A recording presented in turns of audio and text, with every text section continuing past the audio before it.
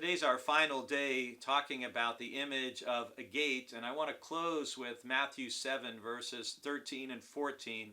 This is nearing the end of Jesus' Sermon on the Mount, and he says the following: "Enter through the narrow gate, for the gate is wide and the road is easy that leads to destruction, and there are many who take it. For the gate is narrow and the road is hard that leads to life, and there are few who find it." So the question is, what is the narrow gate? What is the narrow road?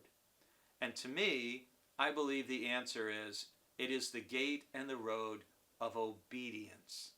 Obedience. That is the gate we have to pass through. That is what is required if we want to follow Jesus on the road that leads to life. We need to go through the gate and follow the narrow way of obedience. What is the wide gate? What is the wide road?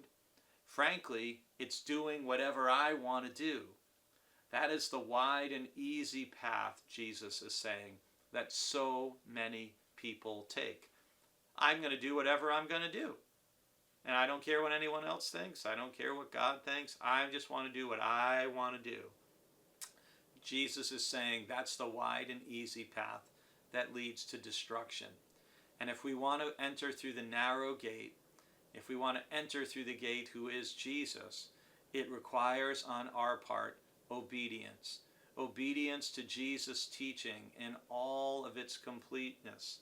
That we are going to do what Jesus tells us to do. We're going to walk the hard road of loving and praying for our enemies, of turning the other cheek, of going the second mile, of being peacemakers, all these things that Jesus talks about in his Sermon on the Mount. We're going to do good works.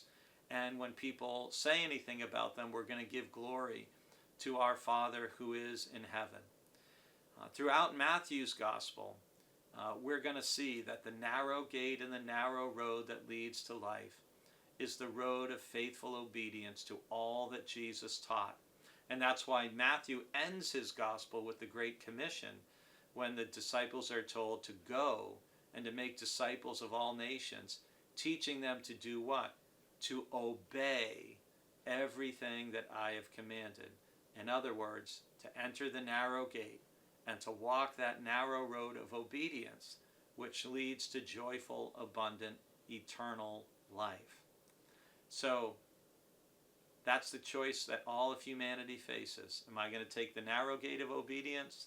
Am I going to take the wide gate of doing whatever I want to do? You can look around at our culture, and it's pretty easy to see that there are still, as Jesus says in Matthew 7, many people taking that wide and easy path. Sadly, they don't realize it's leading them to destruction. Take the narrow gate and walk that narrow road of obedience, and you will find life, and life everlasting.